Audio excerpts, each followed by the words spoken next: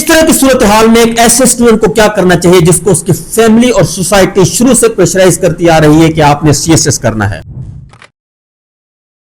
سی S S امتحان کی تیاری کر رہے ہو یا کرنے کا سوچ رہے ہو، آئی نو آپ کا ٹائم بہت قیمتی ہے، آپ نے 8 گھنٹے پڑھنا ہوتا ہے۔ میں یہ بات بہت اچھے طریقے سے جانتا ہوں کہ کسی سی ایس ایس امتحان کے شیدائی کو اس بات پر کنونس کرنا کہ وہ سی ایس ایس کے امتحان سے باز آ جائے اتنا ہی مشکل ہے جتنا کسی شخص کو اس کا مذہب تبدیل کرنے پر کنونس کرنا، کیونکہ جو ہم لوور مڈل کلاس فیملیز کے لوگ ہوتے ہیں ہمیں بچپن ہی سے سی ایس ایس امتحان کے متعلق اس طرح فیڈ کیا جاتا ہے، اور یار لوگ یہاں تک اپنے نو مولود بچے کو گود میں لے کر کہتے ہیں کہ ایک دن میرا یہ بچہ سی ایس ایس آفیسر بنے گا، اور جب ہم بڑے ہو جاتے ہیں تو اپنی بے مقصد محنت کو تھوڑی بہت ڈائریکشن کے لیے سی ایس ایس کو ایک پیشن کا اسٹیٹس دے دیتے ہیں۔ ہم خود کو اور سوسائٹی کو یہ کنونس کرنے کی کوشش کرتے ہیں کہ سی ایس ایس ہمارے اوپر مسلط نہیں کی گئی بلکہ ہماری چوائس ہے۔ ہم اس بات کو لے کے اس حد تک کنونسڈ ہو جاتے ہیں کہ ہم فیکٹس اینڈ فگرز تک کو ایکسپٹ کرنے سے انکاری ہو جاتے ہیں۔ فیڈرل پبلک سروس کمیشن کی رپورٹس یہ بتا رہی ہوتی ہے کہ سال 2024 میں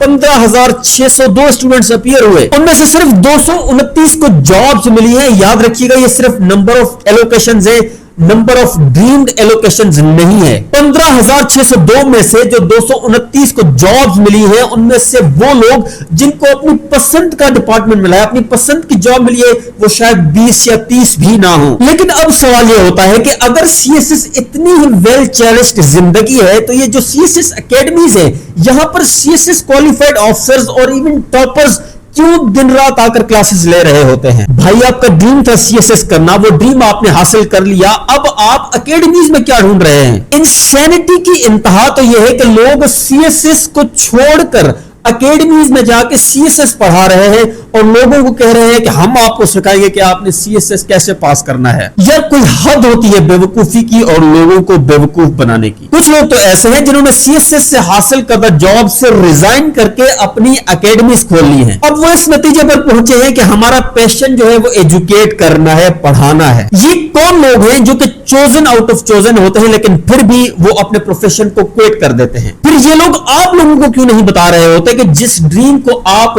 دن رات لگا کر پرسو کرنے کی کوشش کر رہے ہیں کس سرکمسٹینس میں آپ اس ڈریم کو ترک کر دیں گے، اس سے ریزائن کر دیں گے، اس کو چھوڑ دیں گے؟ لیکن ہمارے پاس کچھ ایسے قابل لوگ ہیں جنہوں نے سی ایس ایس کو کوالیفائی تو کیا لیکن انیشل سٹیج میں انہوں نے بتا دیا تھا کہ بھائی it is not worth it. آپ پڑھیں اعتزاز احسن کو دیکھیں، حمزہ علی عباسی کو دیکھیں، محیط پیزاوی صاحب کو دیکھیں، یہ وہ لوگ ہیں جنہوں نے سی ایس ایس تو پاس کیا لیکن اس کو کبھی اس طرح پورٹری نہیں کیا کہ یہ ڈریم لائف ہے جو ہم نے اچیو کی ہے۔ سوال یہ پیدا ہوتا ہے کہ آپ میں اور ایک جو ایوریج سٹوڈنٹ ہے وہ اپنے ویژن کو اس طرح بڑا کیوں نہیں رکھتا؟ وہ خود کو کیوں نہیں پرسو کر پاتا کہ یار اس کے جو گولز اور ڈریمز ہیں انہوں نے زبردستی اس کو سی ایس ایس کے ساتھ الائن کر رکھا ہے؟ اس کی سب سے بڑی وجہ یہ ہے کہ ہم اپنی زندگی اپنے لیے نہیں دوسروں کے لیے جی رہے ہوتے ہیں۔ سب سے پہلے اپنے پیرنٹس اور فیملی ممبرس کے لیے۔ ایک ایوریج سٹوڈنٹ کا کیا مشن ہوتا ہے؟ I will make my family proud. او بھائی آپ اپنی فیملی کو ان سرکمسٹینسز پہ پراؤڈ کرنے کا سوچ رہے ہیں جو کہ انہوں نے ڈیفائن کی ہیں۔ آپ کی فیملی کو یہ لگتا ہے کہ اگر آپ ایس ایس پی بن گئے یا کمشنر بن گئے تو وہ پراؤڈ فیل کریں گے۔ آپ نے اپنی لائف کو ان کے ہورائزن سے ڈیفائن نہیں کرنا۔ ایکسیس ٹو دا انفارمیشن کا دور ہے، انٹرپرینیورشپ کا دور ہے۔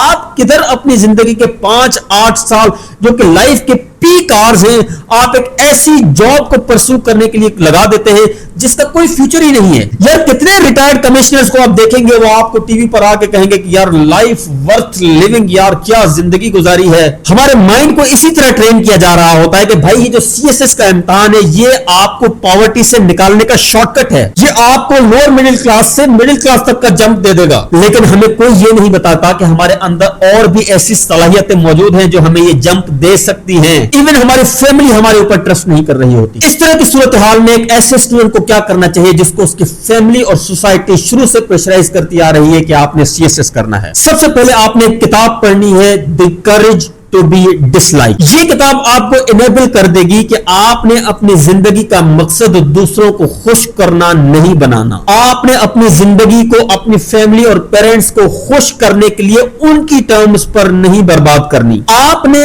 اپنی زندگی اپنے لیے جینا سیکھنی ہے، अपने अंदर की आवाज को सुनना है। जब आप ऐसा कर सकेंगे तो आप इनडायरेक्टली अपने फैमिली, अपने पेरेंट्स के ड्रीम्स को ही परस्यू करेंगे, लेकिन उस रास्ते पर चलकर नहीं जो उन्होंने आपको बताया है। The courage to be disliked किताब का एक बेहतरीन रिव्यू ऑलरेडी मैंने इस चैनल पर अपलोड कर रखा है, जो आप यहां पर क्लिक करके देख सकेंगे, लेकिन आपने उसको एंड में जाकर देखना है। आप जब अपने अंदर झांक कर देखेंगे तो आपको कोई ना कोई स्किल लाजमी नजर आ जाएगा। इवन आपको अगर बाइक ठीक करना भी इंटरेस्टिंग लग रहा है तो वो एक पैशन की सूरत में आपके सामने नजर आ जाएगा। दुनिया में लाखों करोड़ों अपॉर्चुनिटीज है, फ्रीलांसिंग है, कंटेंट क्रिएशन है, वेबसाइट डेवलपिंग है, लाखों ऐसी चीजें हैं जिनमें कहीं ना कहीं आप इंटरेस्ट लेके एक ऐसी मीन्स ऑफ अर्निंग ढूंढ सकते हैं जहां पर आपको काम करने के लिए खुद को फोर्स न करना पड़े। आपको एक ऐसा काम लाजमन मिलेगा जिसके लिए आप ये कहने तक को तैयार हो जाएंगे कि यार मैं ये काम करूंगा, इसके लिए चाहे बेशक मुझे इतनी ही पेमेंट मिल जाए कि मैं पेट भर सकूं। जब आप इस पैशन के साथ किसी भी फील्ड में काम करना शुरू करते हैं तो आप उसके एक्सपर्ट बन जाते हैं, अपॉर्चुनिटीज आपके ऊपर बरसना शुरू हो जाती है